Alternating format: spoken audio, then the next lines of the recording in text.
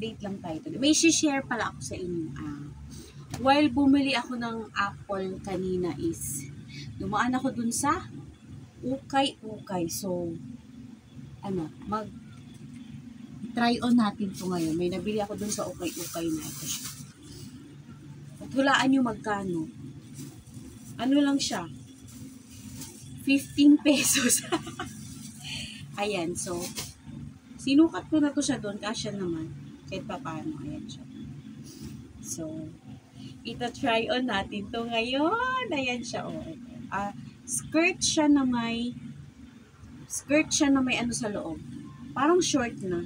So, dalawa yung na pagtripan ko. Ano lang naman siya, 15 pesos. So, eto siya is, wala naman siyang short sa loob, pero cute kasi. So, try on na natin.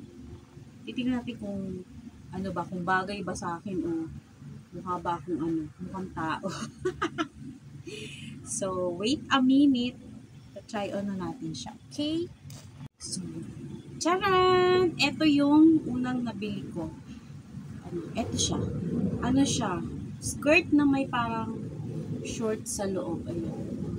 Para siya, ayan. Ito pa yung short niya. Doble. So, how was it?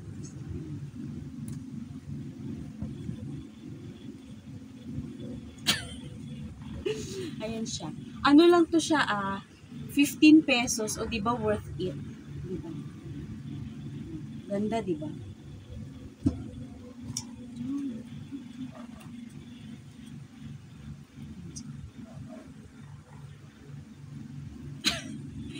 So, ito siya, worth 15 pesos. Try on number 1. May isa pa tayo ita-try on. Yung skirt na parang, basta, ito muna yung sinukat ko. So, worth it talaga yung 15 pesos ko doon sa labas. So, ayan siya.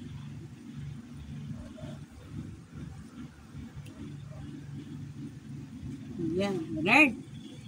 So, try naman natin yung pangalawa.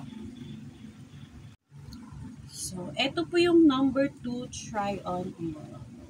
Skirt lang po siya. Ayan. Wala akong short kaya ganyan lang. Ayan. Skirt lang siya na, hindi naman siya ganong mini. Ayan. So, naman. 15 pesos lang din to siya dun sa ukay-ukay. Dun ko to siya sa ukay-ukay nabili kanina. While bumili ng apple ni Sir JC, ganon. Sir JC, me JC of California. Ayan. Sumilip ako dun sa ukay-ukayan. Ito ngayon nakita ko. Tadang.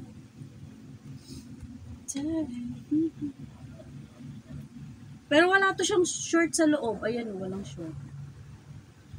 So, kailangan mo siya, may parang boy leg or shorts. Mag-shorts ka na lang kasi wala talaga siyang shorts. Ayan. So, ito lang, share ko lang. Tatry ko lang Pwede rin to siyang panlakad. Pwede na siguro to panlakad, ganun.